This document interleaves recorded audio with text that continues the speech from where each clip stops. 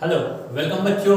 Now we are going to learn English subject और आज का हमारा जो टॉपिक रहेगा वो टॉपिक किसके ऊपर रहेगा? Direct into indirect speech of imperative sentence. Last video में जो हमने देखा था वो क्या था? हमारा इंट्रोगेटिव सेंटेंस की हमने क्या की थी? इनडायरेक्ट स्पीच की थी। और आज का जो हमारा टॉपिक है वो इंपरेटिव सेंटेंस के ऊपर में रहेगा। ठीक है, इंपरेटिव सेंटेंस की इनडायरेक्ट स्पीच करते समय नीचे दिए गए रूल यूज कीजिए। जैसे कि अभी हमें इनडायरेक्ट स्पीच किसकी करनी है? इंपरेटिव सेंटेंस की।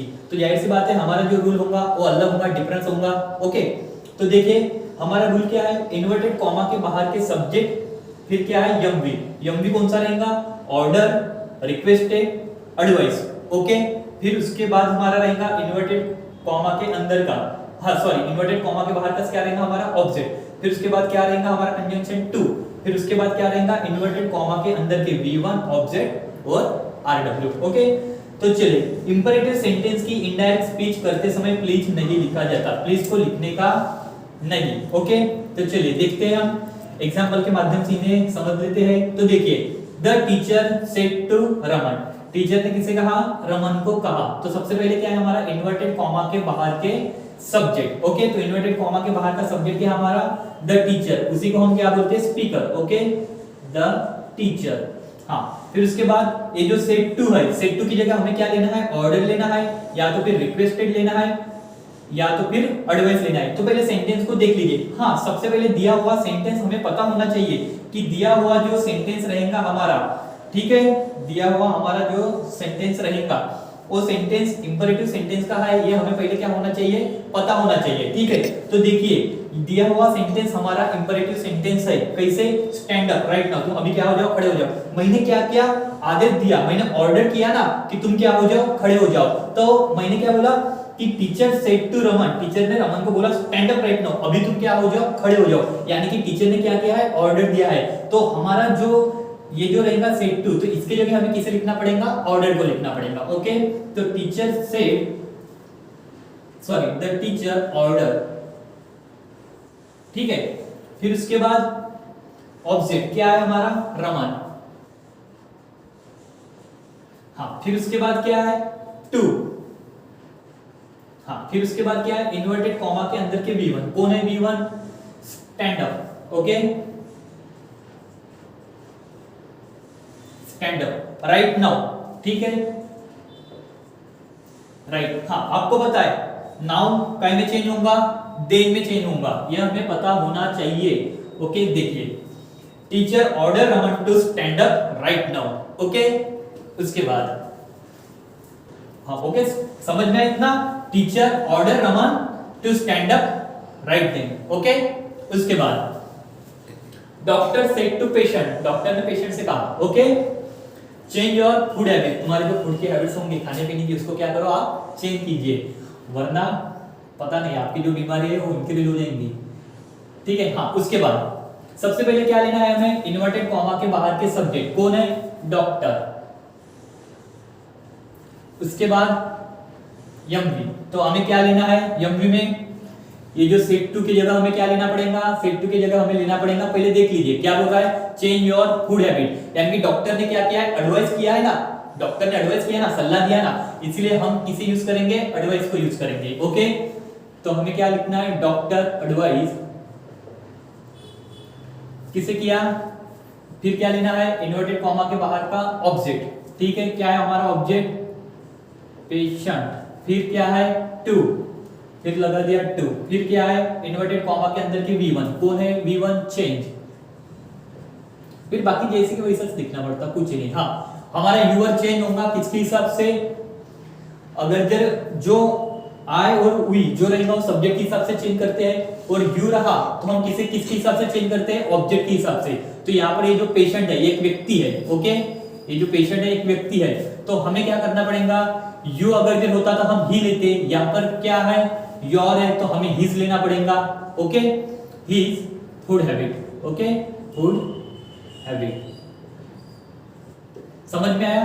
देखिए, doctor said to patient change your food habits. Okay, doctor advise patient to change his food habit. Okay, उसके बाद थर्ड सेंटेंस को देख लेते हैं। हाँ, सबसे पहले क्या है? इन्वर्टेड। हाँ, पहले चेक कीजिए कि दिया हुआ सेंटेंस इंपरेटिव पे है या नहीं। Please give. देखिए दिया हुआ सेंटेंस है इंपरेटिव का है, कैसे पहचानेंगे? इन्वर्टेड कॉमा के अंदर में अगर जब दिया हुआ सेंटेंस V1 से शुरू होता है तो वो रहेगा आपका इंपरेटिव सेंटेंस, ओके। और अगर जब AB से शुरू होता है तो वो रहेगा आपका इंट्रोगेटिव सेंटेंस। ये आपको पता होना चाहिए, ठीक है। दिया हुआ सेंटेंस इंपरेटिव सेंटेंस है। देखिए इन्वर्टेड कॉमा के बाहर के सब्जेक्ट, हमें सबसे पहले क्या लेना है? इन्वर्टेड कॉमा के बाहर के सब्जेक्ट। क्या है इन्वर्टेड कॉमा के बाहर के सब्जेक्ट? ही। फिर उसके बाद क्या करना है हमें? MV। हाँ तो पहले देखिए सेंटेंस को, इन्वर्टेड कॉमा के अंदर का सेंटेंस पढ़िए, उसमें क्या दिया है? Please give me a glass of water. उसने क्या किया? रिक्वेस्ट किया कि मुझे एक गिलास पानी लाके दो, तो हम वाटर लाके दो, तो हम यहाँ पर क्या करेंगे? रिक्वेस्ट फ्रेज का क्या करेंगे? यूज करेंगे, ओके। हाँ फिर उसके बाद ऑब्जेक्ट क्या है? बॉय। क्या है? बॉय। फिर उसके बाद क्या है? टू। फिर उसके बाद इन्वर्टेड कॉमा के अंदर का V1। क्या है V1? प्लीज लिखा जाता नहीं, मैंने आपको बताया। काफी लिखे, हाँ इंपरेटिव सेंटेंस की इंडायरेक्ट स्पीच करते समय प्लीज नहीं लिखा जाता, तो हमको प्लीज को लिखना नहीं है, ओके। फिर क्या करना है? गिव। हाँ फिर ये जो मी है, ये मी किसके हिसाब से बदलेगा? आई के हिसाब से बदलेगा, ओके। तो मी का हमें क्या करना है? ही। हिम करेंगे, ओके।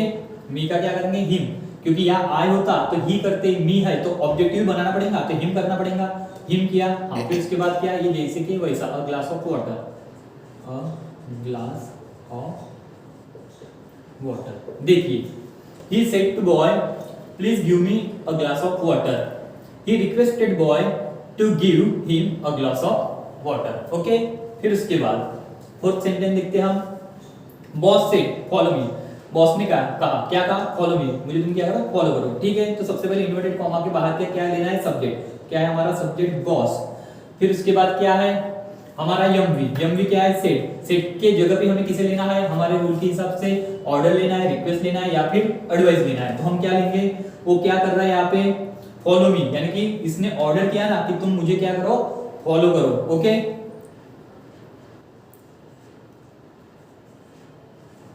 Order, boss order.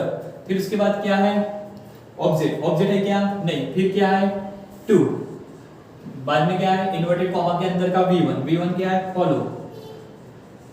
मी बॉस के हिसाब से क्या होगा? ये जेंट्स है ना, मेल है ना, तो मी क्या होगा? ऑब्जेक्टिव केस बनी है तो यहाँ पे क्या बनेगा? हिम। तो देखिए boss order to follow him, okay. Boss order to follow him, okay. इतना समझ में आया? उसके बाद हाँ तो अभी हमारा जो इंपरेटिव सेंटेंस है यहाँ पे कुछ एग्जांपल के माध्यम से हमने यहाँ पे इंपरेटिव सेंटेंस को क्या कर लिया है? क्लियर कर लिया। यहाँ पे हमारा जो नेक्स्ट टॉपिक रहेगा वो रहेगा हमारा direct Indo indirect speech of exclamatory sentence. अभी हमने जो पढ़ा, अभी देखिए हमने असर्टिव सेंटेंस की बीजे सबसे पहले हमने जो इनडायरेक्ट स्पीच पढ़ी तो हमारी असर्टिव सेंटेंस की थी, उसके बाद में हमने इंट्रोगेटिव की पढ़ी और अभी हमने किसे पढ़ा? इंपरेटिव सेंटेंस की इंट्रोगेट अपना इनडायरेक्ट स्पीच पढ़ी, ओके। और अभी हमें किसकी पढ़ना है? Direct into indirect speech of exclamatory sentence की। बहुत इजी टॉपिक है ये, कुछ नहीं करना है आपको। अगर जो दिया हुआ सेंटेंस असर्टिव का रहेगा तो आपको वो वाला रूल लगाना है, इंट्रोगेटिव का रहेगा तो लास्ट वीडियो में जो देखा वो वाला रूल लगाना है, इंपरेटिव का रहेगा तो ये वाला रूल लगाना है और एक्सक्लेमेटरी का रहेगा तो ये वाला रूल लगाना है। बाकी कुछ आपको करना नहीं है, ओके। सिर्फ रूल को फॉलो करना है। और मैंने आपको जो चेंज लिख के देते हैं यानी कि प्रोनाउन चेंज होते हैं, एबी चेंज होते हैं, उनका आपको क्या करना है?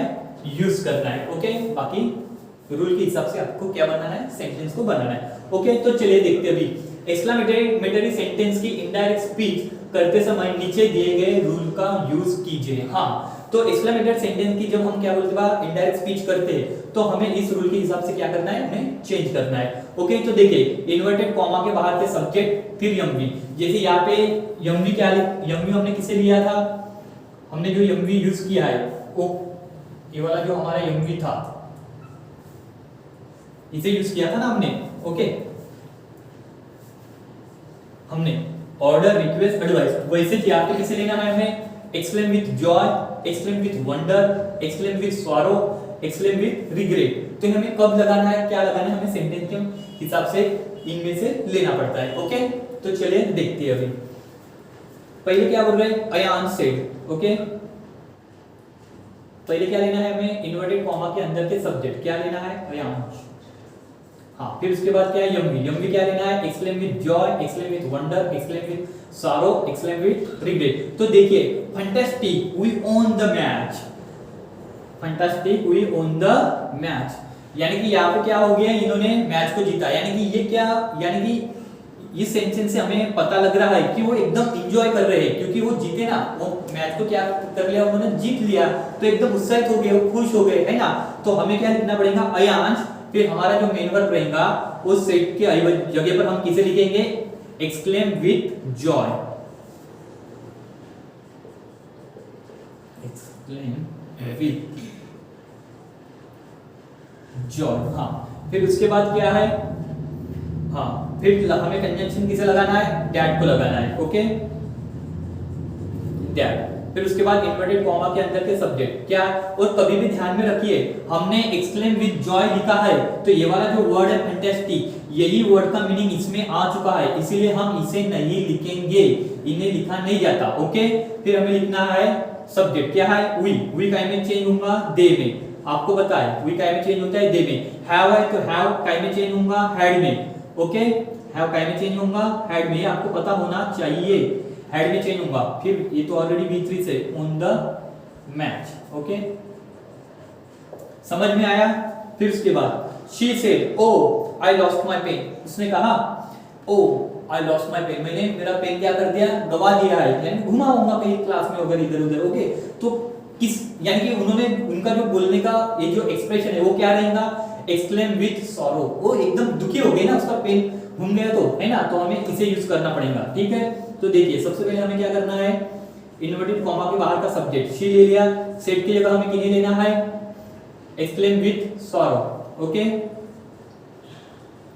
हाँ, फिर क्या है हमारा, हाँ ये तो है इसमें, फिर क्या लगाना है हमें, दैट, फिर क्या लगाना है, दैट। फिर इन्वर्टेड कॉमा के अंदर के सब्जेक्ट क्या है, इन्वर्टेड कॉमा के अंदर ओ, ये वाले शब्द नहीं लिखे जाते, ओ फैंटास्टिक वगैरह इस टाइप के शब्द अगर जब आते हैं, वर्ड आते हैं सेंटेंस में, तो आपको उसे नहीं लिखना है। फिर हमें किसे लिखना है, आई। फिर आई किसके हिसाब से बदलता है, शी के हिसाब से, तो ये क्या हो जाएगा, आई का she.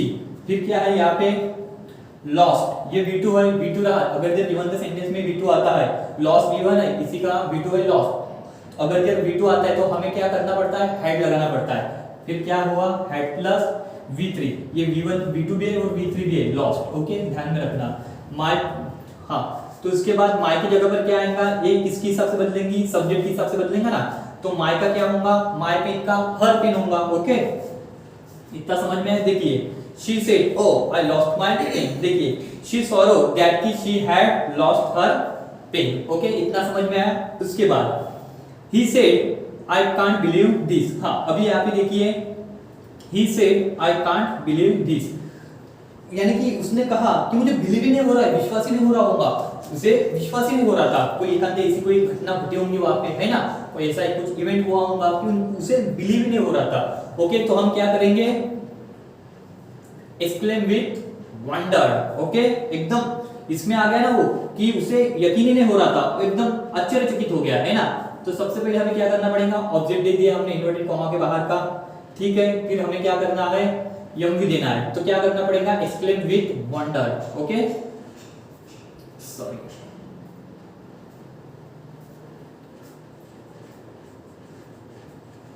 Exclaim with wonder, okay. हाँ, उसके बाद दैट,